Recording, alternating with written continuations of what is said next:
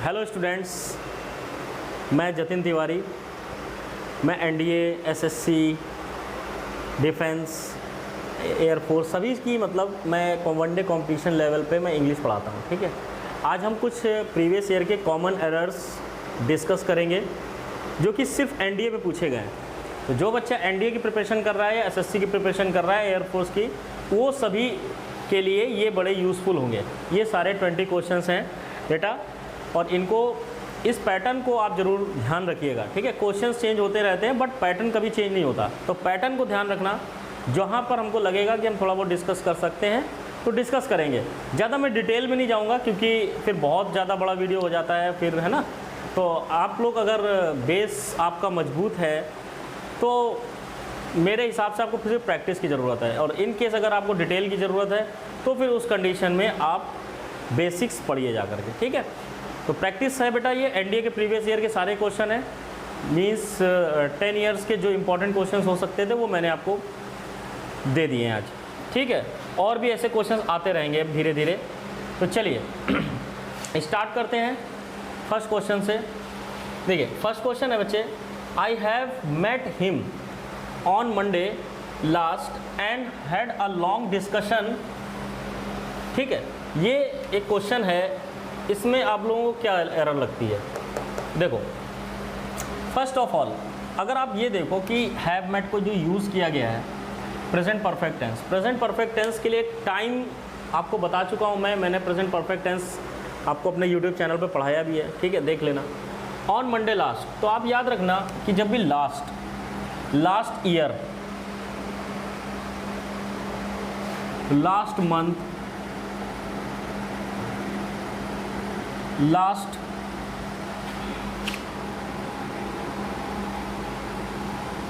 Day, something ऐसा कुछ भी जिसमें भी लास्ट आपको दिखे ना, तो आप ये बात समझ जाना कि सेंटेंस हमेशा सिंपल पास्ट में ही बनेगा।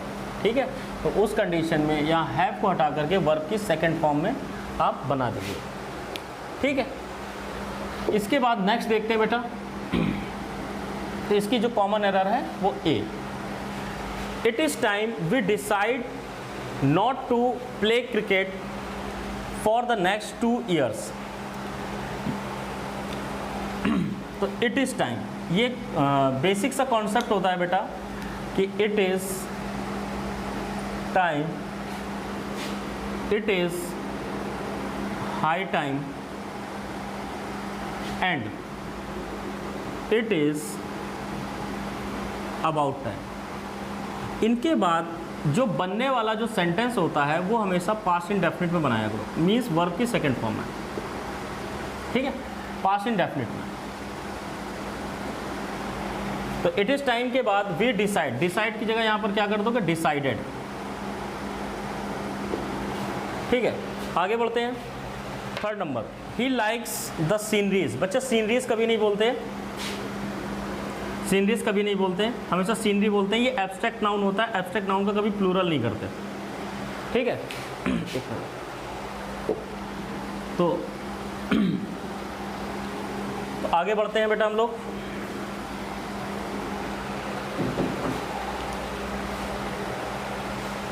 Fourth number, none of the other applicants have turn up for the interview on time. None of, none of से बनने, नन ऑफ अगर आपका सब्जेक्ट है कभी भी तो वो हमेशा सिंगुलर होता है। ठीक है, इसके बाद हमारी मेन वर्ब कहाँ है? मेन वर्ब ये, हेल्पिंग वर्ब को हैज़ कर दो। ठीक है, हैव की जगह क्या कर दोगे, हैज़। आगे देखते हैं, if you will. Conditional sentence में इफ़ आ जाए, अनलेस आ जाए, एज सून एज, ये आप कंडीशनल सेंटेंस में देखोगे, if, unless, until, as soon as, when, before, after, provided, suppose, in case, ये जितने भी सेंटेंस, ये जितने भी वर्ड्स हैं या एडवर्ब्स हैं, इनके बाद इनके साथ बनने वाला जो क्लॉज होता है उसको कभी विल शैल में नहीं बनाते बेटा, कभी भी विल शैल में नहीं बनाते। ठीक है, इसका जो मेन क्लॉज होता है वो विल में सही माना जाता है, बट इनके साथ बना हुआ क्लॉज कभी भी विल नहीं एक्सेप्ट करता है। जैसे कि अगर आपने लिख दिया unless you will do hard work, ठीक है, यू विल नॉट सक्सीड। मान लो ये सेंटेंस लिखा हुआ है, ठीक है, unless you will do hard work, मतलब जब तक कि तुम बहुत ज़्यादा मेहनत, कठिन मेहनत नहीं करोगे तब तक कि तुम सफल नहीं होगे, ठीक है। तो जैसा कि मैंने कहा कि अनलेस के साथ सेंटेंस जो बना है उसमें कभी भी आप विल, शैल मीन्स आप ये कह सकते हो किसी भी मॉडल्स का प्रयोग नहीं करते हैं, मीन्स कैन का भी यूज़ नहीं कर सकते, मे, माइट, मस्ट, किसी का भी यूज़ नहीं कर सकते, ठीक है। चलिए नेक्स्ट के आगे बढ़ते हैं।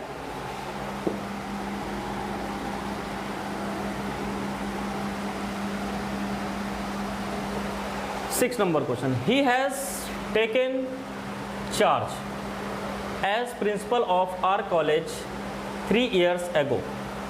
जिन्होंने मेरा अभी प्रेजेंट परफेक्ट और अभी प्रेजेंट परफेक्ट कॉन्टीन्यूअस का वीडियो जो देखा होगा, या चलो नहीं भी देखा है तो आप ये समझ लो बच्चे कि एगो से बनने वाला सेंटेंस, ठीक है, एगो का मतलब होता है पहले, हमेशा सिंपल पास्ट में बनाया जाता है।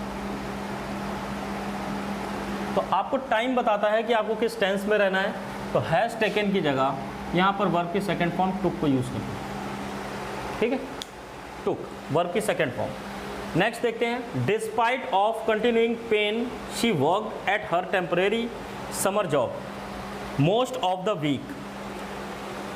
तो याद रखना बेटा, डिस्पाइट ऑफ, डिस्पाइट के साथ कभी ऑफ का प्रयोग नहीं करते हैं, लेकिन इसकी जगह पर अगर आप चाहो तो आप इंस्पाइट ऑफ भी लिख सकते हो। तो आप ये कह सकते हैं कि इंस्पाइट ऑफ इक्वल टू होता है, ये बेटा जितने भी क्वेश्चंस हैं ना, ये सब आपके प्रीवियस ईयर के क्वेश्चंस हैं और ये बार बार रिपीट होते हैं, ये आपकी सिर्फ प्रैक्टिस करा रहे हैं, ठीक है, कि आप बार बार इन क्वेश्चंस से यूज टू हो जाइए। यूज टू होने का मतलब ये है कि देखते ही एग्जाम में आप इसको सॉल्व कर सको, मीन्स आपको पूरा पूरा सेंटेंस ना पढ़ना पड़े। सपोज आपको ये शुरुआत में सेंटेंस दिखा, अगर आपको पता है कि डिस्पाइट के साथ ऑफ नहीं लगता है, आपको पूरा सेंटेंस पढ़ने की ज़रूरत नहीं है, आपने यहीं पर ऑफ काटा, आगे बढ़ गए, पता चल गया कि ए में एरर है, ठीक है। इसी प्रकार से एगो था, एगो जैसे ही देखा वैसे ही तुरंत हमको याद आ जाना चाहिए कि सिंपल पास्ट में सेंटेंस बनेगा, सिंपल पास्ट में बनेगा, तुरंत अपना टेंस चेक करो, ठीक है। तो आगे बढ़ते हैं बेटा, 8 नंबर। अब इसमें देखते हैं इसमें क्या हो सकता है। ही वॉज चार्ज, याद रखना कि चार्ज का मतलब होता है आरोप लगना, चार्ज ऑफ नाउन, ठीक, नाउन तो होता है, लेकिन जब भी ये बात याद रखना कि जब भी ये एज अ सब्जेक्ट काम करे, मतलब एज अ सब्जेक्ट काम करे, चार्ज ऑफ, ठीक है, मीन्स ये कह सकते हो कि जब भी चार्ज का यूज़ एज अ नाउन किया जाए तो उसके साथ ऑफ प्रीपोजिशन का यूज़ करना, लेकिन जब चार्ज का use as a verb use किया जाए तो हमेशा ऑफ की जगह विद का यूज़ करना। फिर से समझ लो, अगर चार्ज का यूज़ एज अ नाउन किया जाए तो हमेशा इसके साथ ऑफ का प्रयोग करना, लेकिन अगर इसका use as a main verb किया जाए तो उसके साथ हमेशा विद का प्रयोग किया जाता है, ये बात को याद रखना, ठीक है। इसके बाद नाइदर ही नॉर हिज ब्रदर, तो इनके साथ बनने वाला सेंटेंस, ठीक है, सब्जेक्ट के अकॉर्डिंग रहता है। तो आप देख लो, नाइदर ही नॉर हिज ब्रदर, आपका जो सब्जेक्ट है वो है क्या, सिंगुलर है, तो वर्ब भी सिंगुलर है। Is a good student but both are good player, हालांकि ये मुझे ऐसा लगता है कि एरर्स है, मतलब प्लेयर्स होना चाहिए, ठीक है, तो प्लेयर्स होना चाहिए, ये टाइपिंग मिस्टेक है। तो ये सेंटेंस नो एरर है, कोई गलती नहीं, नो एरर। क्यों? क्योंकि हमारा सब्जेक्ट सिंगुलर है, सब्जेक्ट सिंगुलर है तो उस कंडीशन में वर्ब भी सिंगुलर है, ठीक है। अगर मान लो इस पेपर में अगर यहाँ पर प्लेयर्स नहीं लिखा है तो ये एरर है, और अगर प्लेयर्स मान लो था तो फिर ये नो एरर है, ठीक है। चलिए आगे बढ़ते हैं।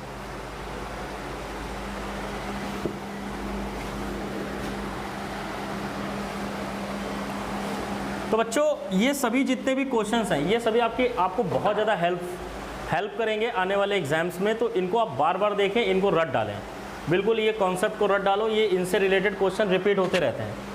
फिर आगे देखते हैं बेटा 10 नंबर क्वेश्चन क्या कह रहे हैं, the speaker was not only slow but also inaudible. देखो नॉट ओनली के साथ बट ऑल्सो तो आता ही आता है, ठीक है। नॉट ओनली किसके साथ आया, एडजेक्टिव के साथ, तो बट ऑल्सो के साथ भी क्या यूज़ होना चाहिए, एडजेक्टिव। तो ये तो सही है। फिर आगे लिखा हुआ एज वेल, तो जब भी ऑल्सो यूज़ कर दिया जाए तो फिर वहाँ पर एज वेल का यूज़ कभी नहीं किया जाता। जब भी ऑल्सो यूज़ कर दिया जाए तो वहाँ पर एज वेल का यूज़ कभी नहीं किया जाता, फिर नहीं तो वो सुपरफ्लुअस हो जाता है। ठीक है, सारी बात समझ में आ रही है? तो प्रैक्टिस करते रहो बेटा। अब हम लोग अपने ज़्यादातर जो वीडियोस होंगे वो हम लोग प्रैक्टिस से रिलेटेड ही लाएंगे। ठीक है, आपके सबके एग्जाम्स आने वाले हैं। आगे देखो 11 number question, the managing director along with his staff members. ये सब्जेक्ट वर्ब एग्रीमेंट का क्वेश्चन है बेटा। सब्जेक्ट वर्ब एग्रीमेंट में आपको यहाँ पहचानना है कि सब्जेक्ट कौन है। ठीक है, जैसे ये वर यूज़ की गई है, तो वर इसलिए यूज़ की गई है कि क्या अगर इसका सब्जेक्ट अगर प्लूरल होगा तब तो वर सही है, अगर इसका सब्जेक्ट सिंगुलर होगा तो फिर वर नहीं सही है। फिर हम ये जानते हैं कि सर इसमें सब्जेक्ट क्या है। तो सब्जेक्ट क्या है, देखो सबसे पहले सब्जेक्ट जानने के लिए हमें कुछ चीज़ें याद रखनी पड़ती हैं, जैसे कंजंक्शन लगा है या प्रेपोजिशन लगा है। तो हमारे साथ जो नाउन जोड़े गए हैं वो एक प्रेपोजिशन से जोड़े गए हैं, और वो प्रेपोजिशन कौन है, अलॉन्ग विद। अलॉन्ग विद एक प्रेपोजिशन है। तो याद रखना कि preposition plus noun, noun one, तो हमेशा प्रेपोजिशन के पहले सब्जेक्ट यूज़ किया जाता है। तो हमारा सब्जेक्ट क्या हो गया, द मैनेजिंग डायरेक्टर। ये अगर हमारा सब्जेक्ट है तो ये सिंगुलर है कि प्लूरल, तो ये तो सिंगुलर है। जब ये सिंगुलर है तो बस वर्ब की जगह क्या कर देंगे, तो कोई भी प्रेपोजिशन होगा, अलॉन्ग विद है, टुगेदर विद है, एज वेल एज है। ठीक है, ऐसे बहुत सारे प्रेपोजिशन हैं। सारे प्रेपोजिशन अगर सेंटेंस के शुरुआत में आते हैं, अगर उससे दो अलग अलग नाउन जुड़ते हैं तो जो पहले वाला नाउन या प्रोनाउन जो भी होगा वही हमारा सब्जेक्ट होता है। इस पॉइंट को भी याद रखना इम्पॉर्टेंट है। ठीक है, ये सभी प्रीवियस ईयर के क्वेश्चन है बेटा, कोई बहुत टफ पेपर नहीं आता है। बस आपके कॉन्सेप्ट क्लियर होने चाहिए, आपकी पढ़ाई ठीक होनी चाहिए, सब पेपर आपके अच्छे से हो जाएंगे। ठीक है, अगर मैं थोड़ा बहुत काला पीला आ रहा हूँ तो उससे फ़र्क नहीं पड़ता है। फ़र्क ये पड़ता है कि ये क्लियर होना चाहिए। ठीक, आगे देखते हैं। In many younger days I could run 4 miles at a stretch. In many younger days, अच्छा यंगर डेज जो उसके बहुत जवानी के जो भी दिन थे उनमें कह रहा है कि I could run 4 miles at a stretch. पता है होता क्या है कि ये अपनी एक हैबिट बता रहा है। ठीक है, ऐसी एक अपनी एबिलिटी बता रहा है। जो कुड कैन कुड होते हैं ये एबिलिटी बताते हैं।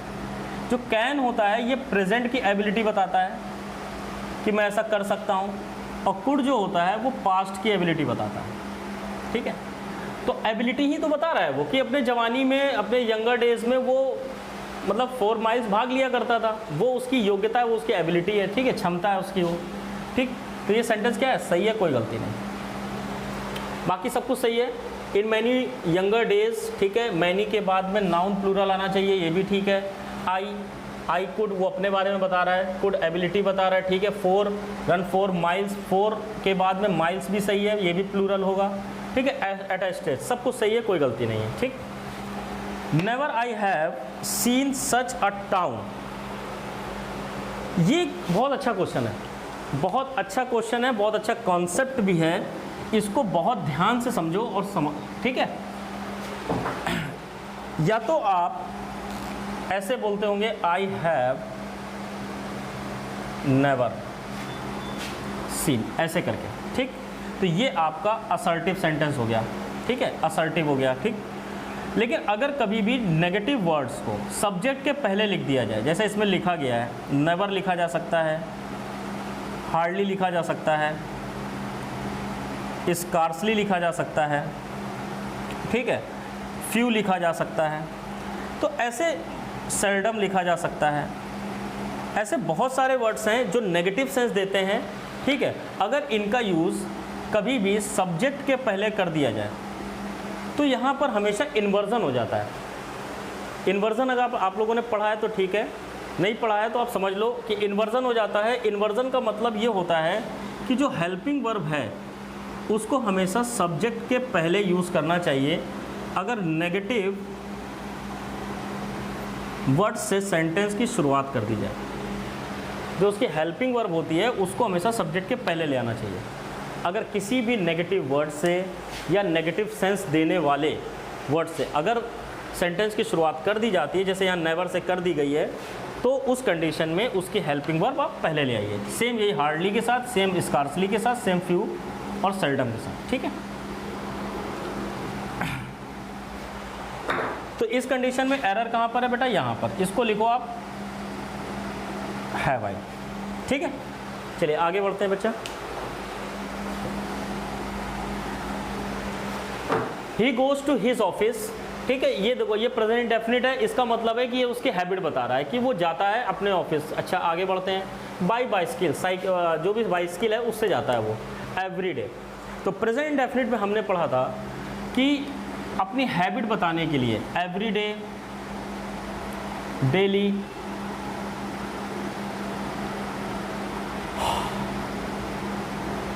एवरी मंथ, मतलब एक ऐसा काम, ओकेजनली, ऑलवेज, नेवर, मतलब ये प्रेजेंट इंडेफिनिट में आप लोगों ने पढ़ा होगा कि ऐसे जो टाइम होते हैं, ओकेजनली, समटाइम्स, ये सभी आपको हैबिट बताते हैं, ठीक है। तो ऐसा वो करता है, ठीक है। तो वो उसकी हैबिट में है। प्रेजेंट इंडेफिनिट में एवरीडे लिखा हुआ है। एवरीडे का मतलब प्रत्येक दिन, प्रत्येक दिन ऐसा वो करता है और वो एक नियम से करता है, नियम से करता है, तो हैबिट है। हैबिट को हम पास्ट इंडेफिनिट में बनाते हैं, मीन्स वो इंडेफिनिट में बनता है। प्रेजेंट इंडेफिनिट में बन सकता है या फ्यूचर इंडेफिनिट में। तो जब भी आपको लगे कि आपको हैबिट बतानी है किसी की, देखो हैबिट कैसे होती है, या तो हैबिट आपकी छूट चुकी है तो उसको पास्ट इंडेफिनिट बनाओ कि मैं डेली सुबह उठता था, ठीक है, मैं डेली 8 घंटे पढ़ता था, मैं डेली स्कूल जाता था, ये सारी चीज़ें आपकी बन गई पास्ट इंडेफिनिट में। आज भी अगर वो आप काम करते हो हैबिट के साथ तो प्रेजेंट इंडेफिनिट बना दो, ठीक है। और अगर आप कोई आदत कल से डालना चाह रहे हो कि मैं कल से डेली 5 बजे उठूँगा या ऐसा समथिंग है, तो फिर उसको आप फ्यूचर के इंडेफिनिट बना दो। अल्टीमेटली कहने का मतलब ये है कि अगर आप हैबिट के कोई भी क्वेश्चंस को अगर आप सॉल्व करना चाहते हैं तो इंडेफिनिट में होना चाहिए। ये प्रेजेंट का इंडेफिनिट है तो भी सही है, यहाँ वेंट लिखा होता तो भी सही होता, यहाँ विल गो लिखा होता तो भी सही होता, ठीक है। तो ये सेंटेंस नो एरर है, इसमें कोई गलती नहीं। फिर आगे पढ़ते हैं हम लोग।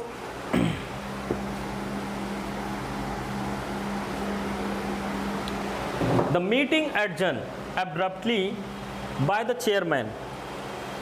Adjourn का मतलब स्थगित कर देना। After about 3 hours of deliberation, ठीक है। पहली चीज़ तो ये है कि ये सेंटेंस आपका बना है पास्ट इंडेफिनिट में, ठीक। अच्छा जैसा कि मैंने लिखा he went, तो भैया जाने का काम कौन कर रहा है, he, मीन्स इस वर्ब पे जब एक्शन करने का काम कौन कर रहा है, he, तो he कैसा है, लिविंग बीइंग, लिविंग बीइंग। तो जब भी लिविंग बीइंग से सेंटेंस की शुरुआत हो रही है तो उसका वर्ब के साथ असर्टिव सेंटेंस बनाया जा सकता है, एक्टिव वाइज सेंटेंस बनाया जा सकता है। लेकिन मीटिंग थोड़ी ना एडजन करेगी, मीटिंग किसी चीज़ को एडजन थोड़ी ना कर सकती है। मीटिंग को एडजन किया जाएगा और करने वाला कोई और होगा, स्थगित करने वाला कोई और है, तो इसको पैसिव में बनाओ।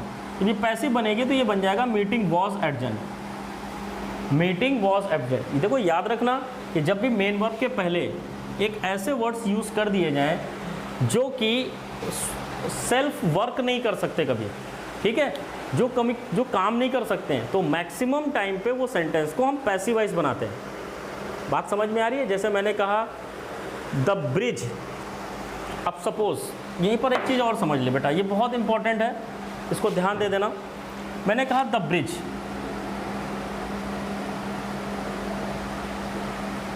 फिर यहाँ लिखा मैंने बिल्ट, ठीक है। अब ब्रिज तो खुद को नहीं बनाएगा, ब्रिज को बनाया जाएगा, तो ये सेंटेंस तो एक्टिव हो गया, तो ये गलत नहीं हो गया, क्योंकि बिल्ड करने का काम बनाना होता है, बनाने का काम कौन करेगा, ब्रिज तो करेगा नहीं, कोई और करेगा। तो इसको कैसा बनेगा, the bridge is built, was built, इसको कैसे भी पैसिव बनाना पड़ेगा। तो इस पॉइंट को आप लोग याद रखना कि ठीक है कि मेन वर्ब में एक्शन करने वाला अगर उसके पहले नहीं लिखा हुआ है तो फिर वो सेंटेंस को हमेशा पैसिव बना दिया जाता है। पैसिव वाले सेंटेंस कभी कभी कॉमन एरर्स में भी आते हैं, ठीक है। तो एनडीए एक बहुत अच्छे लेवल पे यूपीएससी इसका पेपर बनाता है, तो एनडीए के क्वेश्चन बहुत अच्छे होते हैं। आप अपना बेस अच्छा तैयार करिए, कठिन कुछ भी नहीं है। अगर आप अपनी पूरी पार्ट ऑफ स्पीच, अपना जो पूरा कोर्स है, अगर आप सही टीचर से सही सारी चीज़ें अगर आप पढ़ते हो किसी से, तो वो ये सारी चीज़ें आपको बताएगा कि कॉमन एरर्स में कौन कौन सी चीज़ें पूछी जाती हैं, ठीक है बच्चे। आगे बढ़ते हैं 16, इन मैनी रिस्पेक्ट्स। देखो मैनी के बाद में नाउन जो होता है वो प्लूरल आता है, यहाँ तक सेंटेंस सही है। इसके बाद आगे बढ़ते हैं, इंडिया इज, इंडिया हमारा सिंगुलर है, इज भी सिंगुलर है। डिफरेंट एडजेक्टिव हो गया, डिफरेंट के साथ फ्रॉम प्रीपोजिशन का यूज़ किया जाता है, बस यही एरर है। डिफरेंट के साथ फ्रॉम प्रीपोजिशन का प्रयोग किया जाता है, बस यही इसकी एरर है, ठीक है। तो देन का यूज़ नहीं करते, डिफरेंट के बाद फ्रॉम का यूज़ करते हैं। 17 नंबर क्वेश्चन में आ जाओ, मैनी। मैनी के बाद आने वाला जो नाउन होता है वो हमेशा प्लूरल होता है, लेकिन अगर मैनी के बाद आर्टिकल ए लिख करके आ जाए तो उसके बाद आने वाला नाउन हमेशा सिंगुलर बन जाता है। बोलो इतनी बात समझ में आ रही है। अब इसका सब्जेक्ट कैसा हो गया, सिंगुलर हो गया। तो याद रखना कि many plus noun plural, many a plus noun singular, helping verb plural, helping verb singular. तो हमारा सब्जेक्ट कैसा है, सिंगुलर है। सब्जेक्ट सिंगुलर है मीन्स ये पूरा सब्जेक्ट हो गया, ये पूरा सिंगुलर है, तो हेल्पिंग वर्ब या मेन वर्ब भी सिंगुलर। मैनी के बाद नाउन प्लूरल, हेल्पिंग वर्ब या मेन वर्ब भी प्लूरल हो जाएगी, ठीक है। तो आर की जगह यहाँ पर क्या कर देंगे आप, इस कर दें, ठीक है। इसको बेटा आप लोग नोट कर लें, स्क्रीनशॉट ले लें, ठीक है। और आप सभी लोग को, अगर आपको मेरा पढ़ाया हुआ, मेरा कंटेंट, मेरा तरीका अगर आप सबको अच्छा लगता है तो मुझे ऐसा लगता है कि मुझे कहने की ज़रूरत नहीं है बार बार, आप इसको अपने दोस्तों में जो पढ़ने वाले स्टूडेंट्स हैं उनको शेयर करें, ठीक है। चैनल सब्सक्राइब करें, सब्सक्राइब करने के बाद बेल आइकन भी दबाएं। बेल आइकन दबाने से ये होता है कि जो भी आपको नया नोटिफिकेशन है वो आपके मोबाइल में अलर्ट के रूप में मिल जाता है, ठीक है। अगर आप बेल आइकन नहीं दबाते हो तो फिर आपको पता नहीं चलता है कि मेरे वीडियोस कब आ रहे हैं कब नहीं आ रहे हैं, तो कहीं ना कहीं वो छूट जाएगा। और हमारे वीडियोस लगभग डेली आ रहे हैं कुछ ना कुछ नए कंटेंट के साथ, तो आप लोग को कुछ ना कुछ हमेशा सीखने को मिलेगा। आ रही है बात समझ में? इसलिए शेयर भी कीजिए और इस चैनल को बहुत बड़ा चैनल बनाइए, ठीक है। क्योंकि जितना मुझे आप एनकरेज करोगे उतना मैं आपके लिए कुछ नया नया हमेशा लाता रहूँगा। अगर आपकी एनर्जी मेरे साथ है तो मेरी एनर्जी आपके साथ है, ठीक है बेटा। आगे देखते हैं। आई कैन फ्लाई, ठीक है, मैं उड़ सकता हूँ, कोई बात नहीं भाई। कैन है, एबिलिटी बता रहा है, यहाँ तक तो सही है। इफ़ आई विल, अभी हम लोगों ने जस्ट पढ़ा था कि इफ़ वाले सेंटेंस में, इफ़ वाली क्लॉज में कभी भी हम विल शैल का यूज़ नहीं करते हैं, ठीक है। तो ये हटा दो और इसकी जगह पर लिख दो बेटा इमेजिनेशन सेंटेंस है ये, कि अगर मैं एक चिड़िया होता, एक बर्ड, एक पक्षी होता तो मैं उड़ सकता था, ठीक है। तो इमेजिनेशन वाले सेंटेंस वर्ब में बनाए जाते हैं, ये आप लोग ने कंडीशनल सेंटेंस में पढ़ा होगा। आगे बढ़ते हैं बेटा, the owner as well as, ठीक है। एज वेल एज एक प्रेपोजिशन है, सबसे पहले यही हम लोग देख लेते हैं कि प्रेपोजिशन के पहले आता है सब्जेक्ट, प्रेपोजिशन के बाद में यूज किया जाता है उसका ऑब्जेक्ट, ठीक है। तो सब्जेक्ट हमारा ओनर है जो कि सिंगुलर है, वर्ब भी हमारी कैसी है, सिंगुलर है। सेंटेंस क्या है बेटा, no error, D, no error इसका आंसर है, ठीक है। आगे बढ़ते हैं, सपोज इफ, लो एरर तो यही मिल गई। यही होता है प्रैक्टिस करने से और बार बार पढ़ने से। सपोज का मतलब भी सेम होता है जो इफ़ का मतलब होता है, तो सपोज इफ़ का एक साथ यूज़ नहीं किया जाता। आप सपोज को हटा दीजिए, सिर्फ इफ़ लगा रहने दीजिए। बात समझ में आ रही है? तो ये सारी चीज़ें हैं। आप लोग वीडियोस को शेयर करते रहिए और एक एक वीडियो को आखिरी तक देखा करिए, ठीक है। जल्दी जल्दी बढ़ा के देखने का कोई मतलब नहीं होता है। अगर आप सच में अच्छा स्कोर करना चाहते हो, आप मेरे साथ बने रहना चाहते हो, ठीक, तो लाइक कमेंट ठोकते रहो जितना ठोक सकते हो। बात समझ में आ रही है? तो चलो आज के लिए इतना ही। फिर नेक्स्ट वीडियो में हम लोग नेक्स्ट कुछ एनडीए के प्रीवियस ईयर के क्वेश्चन के साथ हम लोग आएंगे बहुत जल्द आपके सामने। आप लोग पढ़ते रहिए, प्रैक्टिस करते रहिए। और अगर इंग्लिश में किसी भी चीज़ को लेकर के प्रॉब्लम है, कोई भी टॉपिक को लेकर के प्रॉब्लम है, तो वो आप कमेंट बॉक्स पर मुझे बता दीजिए, वो आपको टॉपिक पढ़ा दिया जाएगा। तो बच्चों कैसा लगा ये ज़रूर आप कमेंट करिए। अच्छा लगा, बुरा लगा, या जैसा भी है आप बताइए ज़रूर मुझे, ठीक है। तो आज के लिए इतना ही, जय हिंद।